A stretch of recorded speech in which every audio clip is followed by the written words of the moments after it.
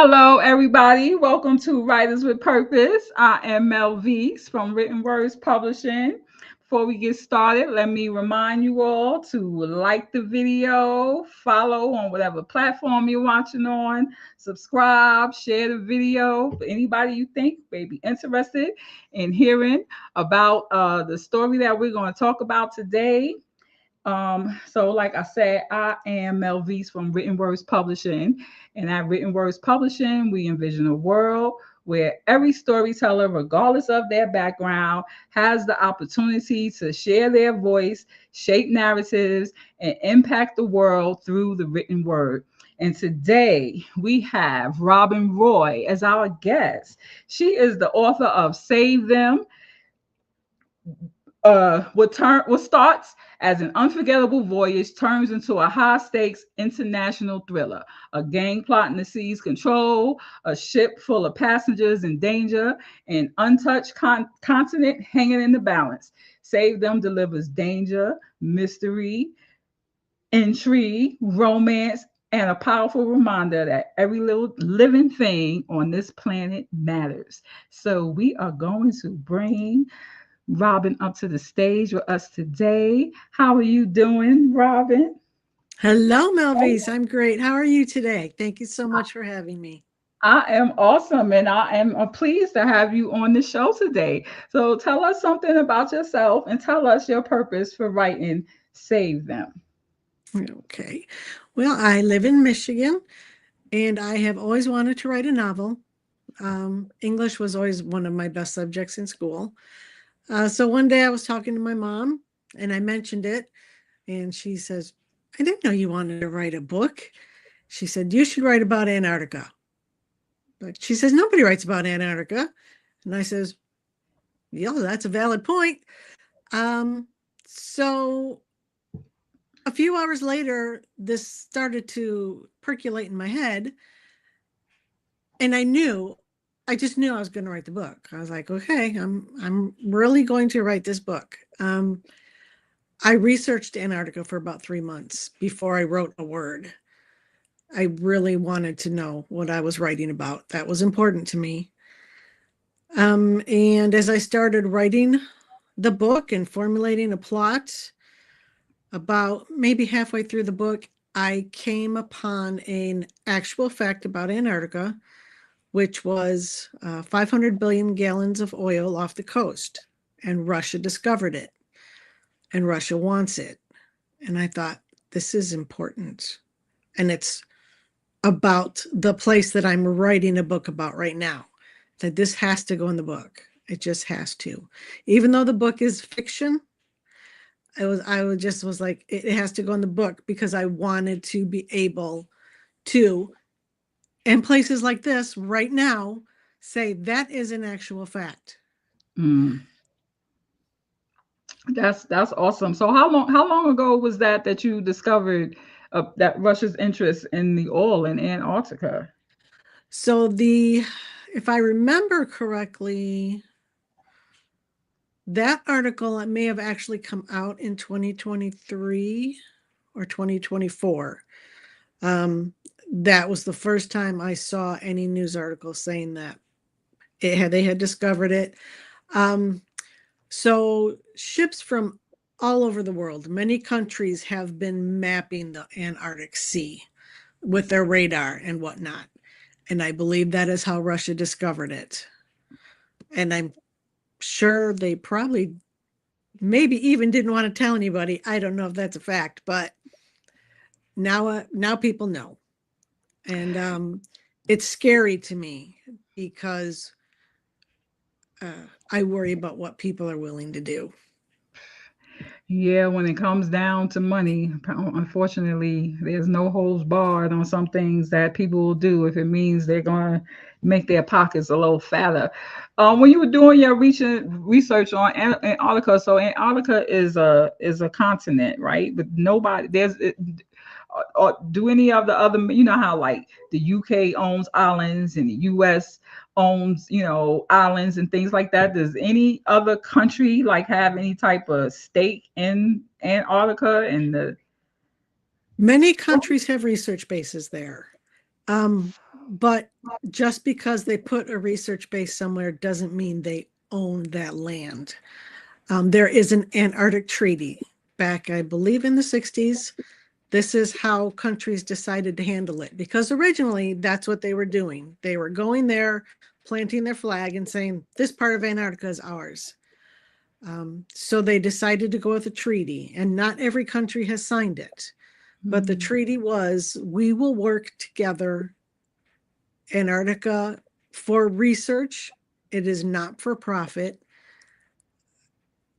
There was, a very strong call to protect it. Well, now Antarctica gets over 100,000 tourists a year, and it actually has what is considered a luxury hotel, which are these fancy igloos. And last time I checked, the starting cost was $68,000 to stay there. So I see things that make me worry that maybe they've already started to turn the tide to, it's not just for research. How can we make money here? So Yeah, that's interesting because you don't hear, I mean, I don't hear too many people talking about Antarctica. I don't recall seeing it on the news. So, the rest of us really don't even know what's going on out there. you don't Yeah, but know. that's And good. No, go ahead. so if I could write a book that was good enough to get enough readers to go, oh, didn't know that. Um, if that can make a difference, then that's very important to me, and I've done my job. That's really good. Well, tell us about some of the characters in your book. So Lucas and June are the male and female lead, and there are on the ship, which it's a cruise to Antarctica, a cruise that goes very wrong, and it has to do with the oil that is there and the people that want it, which of course is fiction. The oil is real, the story is fiction. June is taking care of two penguins, emperor penguins, that she is taking back to Antarctica. She's taking them home. Some of the hardest scenes that I write are, well, towards the end of the book when June has to leave them. I cry every time. So, but Tosin was one of my more interesting characters. I created Tosin to kind of be somewhat of a wild card. I had an idea of what his life was going to be like, but throughout the entire book, I let it go where it needed to go. So I had an idea, but if I went down a certain path and I just couldn't make it work, like, no, I think I need to do this, and I'd write, and I just couldn't make it work, and it was like, nope, scrap it. That's not what I'm supposed to do. Start over. And when it worked, then I was okay. This works. This is what I'm supposed to do. Tosin was one that I had several different ways I could do him. I even considered killing him off in this book to make him that character that would bring that drama in. But I didn't. It didn't feel right, and I could never write anything that felt right. So he does make it through the whole book. And I'm writing the sequel to this book because I had a lot in my head about what I wanted to do, and most of it came after the ending of this book. So I either had to put the ending of this book in the middle and keep going, or I had to end it and write a sequel. So in book 2, Tosin has grown into something that I did not expect. And I recently wrote a whole scene that it was one of those scenes that just poured out in 2 days. And the whole thing just played out in my head, and I was just typing what I was seeing. And Tosin came out in my mind shining because I wasn't planning on it. It just kind of happened. And I am so glad I didn't kill you off in the first book. That is so awesome. Let's talk about the emotional connection to characters. So, here on Writers with Purpose, we like to, share whatever type of writing or editing or publishing or marketing, any type of tips that we can share to help other authors. I believe that it is inevitable that if you are writing a work of fiction, you have to have some type of emotional tie to your characters. If you want your audience to hate them, you better hate them. If you want your audience to love them, you better love them. talk about how you handle that emotional connection to those people that just live in your head. Well, for me, the emotional connection just is kind of automatic because, and I've even heard you do say this on previous videos, they are in your head. And for me, when I write, most of the time, it's like I'm watching a movie and I'm just typing the words. I feel like I'm an invisible bystander and I'm just recording what's happening, which over time, I don't know how anybody could not, for those people to not start to almost feel real. Because every time I sit down to write, I see them and I see their lives evolving and happening. And I'm just writing it. So yeah, there is a strong emotional connection. And George and Grace are the penguins in the book. And I just love them. I mean, they're just words on a page, but I just love those penguins.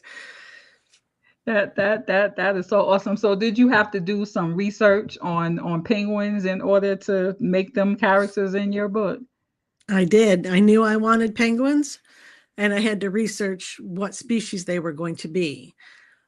I knew when I wanted the book to happen, what time of year, because Antarctica is at the bottom of the planet. So their winter is our summer and vice versa. So it's February now. In another month or so, their winter is going to start. And so in researching the penguins, I knew I wanted the biggest chunk of the book to happen in an Antarctica winter. And emperors were the only ones that had chicks in the winter. Well, I may have just given something away because I wanted a penguin that could have chicks in the winter. And there was one available. So George and Grace are emperors. That's cool. So it all worked out. How so? If the main character developed an emotional tie to the penguins, that's almost, I guess, similar to how people develop emotional ties to like their puppies and their cats and things like that, right? So how did your character deal with having to leave them there when she knew that was, I mean, I'm assuming she knew that was where they needed to be. Yes, it was very important for her to get them back there. That's where they belong. That's their home. They're penguins. That was her goal from day one. And she got them back. Um, she got some extra time. She got some blessings that she didn't expect. And she very much appreciated those. But you can't buy a house in Antarctica. So eventually you have to leave. Mm. And the penguins had to stay. I guess you can't buy a house in Antarctica yet. That's Also, I'm just thinking about you saying you got $68,000 Maybe, hotels and all this. I'm pretty sure eventually somebody's going to figure out how to live there. I mean, because somebody has to be there to man the hotels, right? Who's cleaning the rooms? Who's well, they shut it down to tourists in the wintertime. Okay. Now, some of the research bases may have the ability to keep some people there during the winter. They usually have like full staff in the summer where they're doing their research and they have scientists and programs. But in the wintertime, winters are so awful there. Any research bases that have staff on hand are usually bare minimum. Mm. How low does the temperature drop there in the winter? It can go to 40 below, Ooh, that's low. especially in the center, which is basically the South Pole. That's one of the worst. If you're Mm, on the coast, it might only be 10 below. wow. Okay, that's still cold. I'm out here in That's still Colorado. cold. Yeah, if it's like 10 degrees, that's cold. So I know that Yeah, 10 below is absolutely. oh goodness. I like your cover. Who did you use to design your cover? Me, I did You that did on it yourself? Canva. Oh, okay, okay, all right, y'all. So look, you can see that you can make a decent cover on Canva, y'all. So you got Yep. options. You have options if you want to do it yourself. Just do it right because that came out really nice. I mean, that looks like a real picture. It it did. I love the cover as well. I'm very pleased with it. Yes, yes, yes. Okay. Well, tell everybody where they can purchase your book. So the book can be purchased on my website, which is savethemsaveus.com.